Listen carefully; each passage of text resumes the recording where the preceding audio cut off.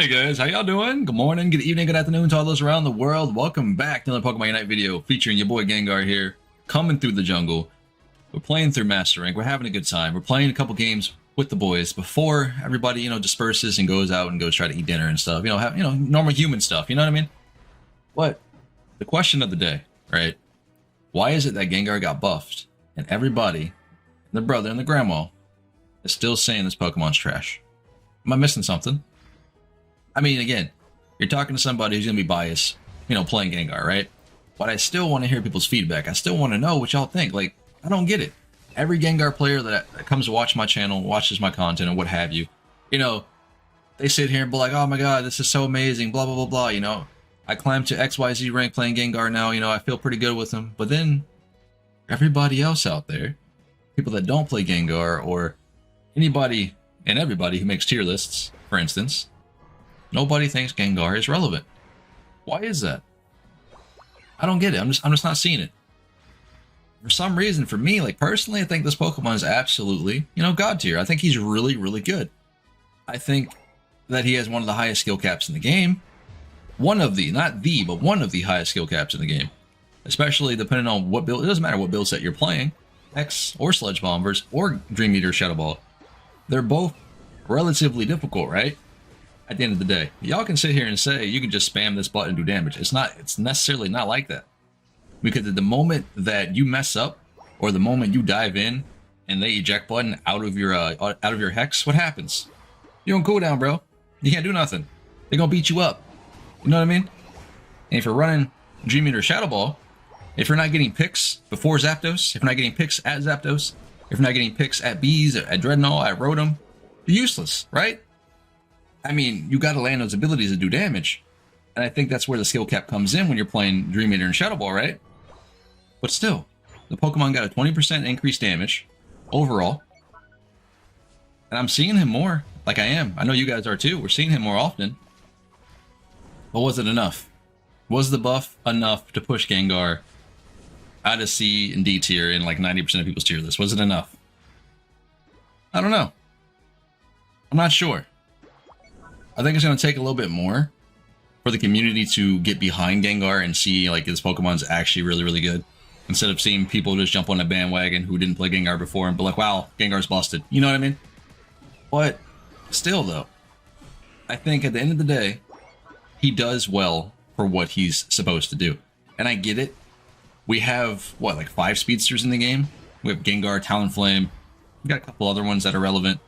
But 9 out of 10 people are just playing what? Talonflame, let's be honest, as a speedster. Because their aura is pretty much garbage, to be fair. I mean, no matter how much you love the Pokemon, it's pretty much garbage. You know what I mean?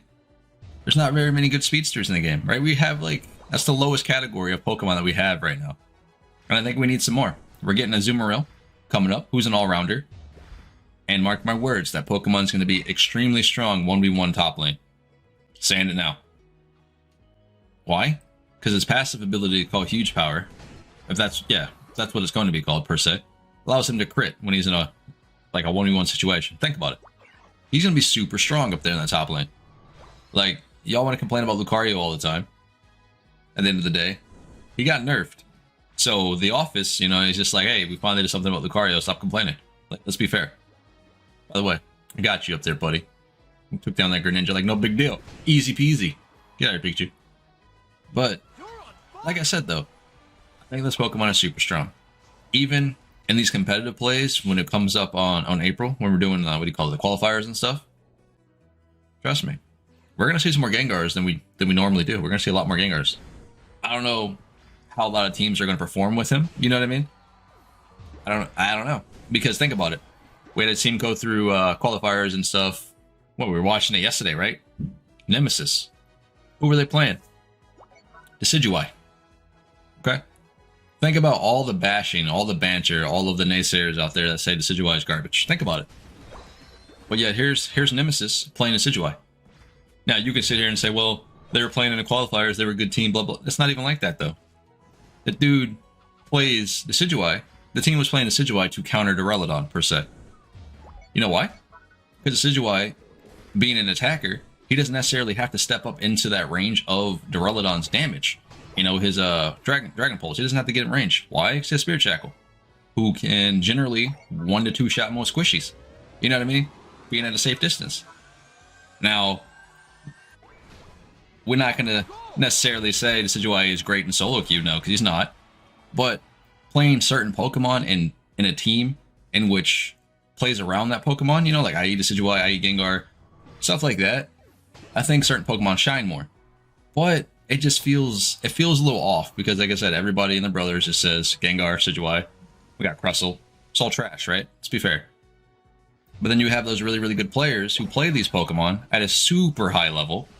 I'm not talking about just like rank-wise. I'm talking about like are really fundamentally good with the Pokemon. You know what I mean? It's weird to me.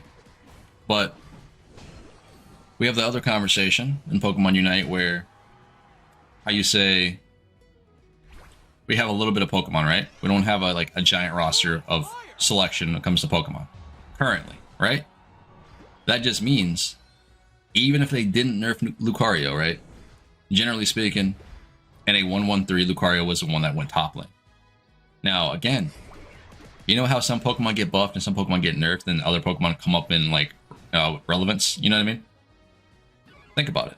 The more Pokemon that we get, other Pokemon will probably be forgotten and or won't be played as much, and that's just the way it goes.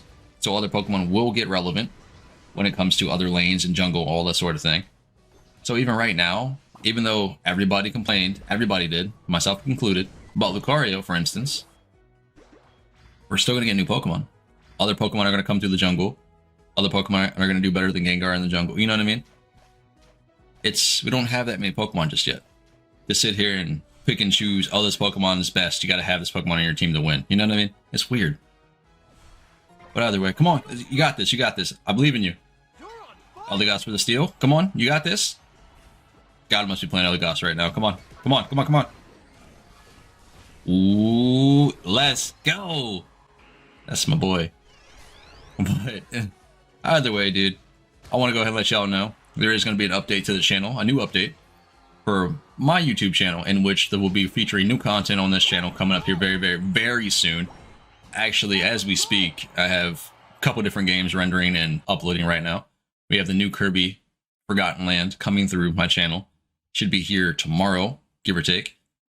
Then we have Tiny Tina Wonderland. New Borderlands sequel, new update. Super excited. I hope you guys are too, because I have a lot of content coming up here next couple days. I'm going to be smashing it out. And we're going to be doing the April qualifiers here on the 9th and the 10th. I'm super excited. I think the team is super excited. We may have some new faces. We may not. We may actually have new players. We will see. We have a bunch of people coming through the Discord as of late, like a bunch of new faces and stuff. I got emojis coming up here soon. That's the next big thing they're working on in the Discord. There's brand new updates to the channels coming through. I'm getting a new YouTube banner coming up here next couple days as well. Man, there's a lot of things coming on. A lot of things. But either way, this has been Pawse Plays. Hopefully you guys smash that like button, come join that Discord. Come tell me I suck. It is what it is. Stay safe out there. Love you guys. See y'all later.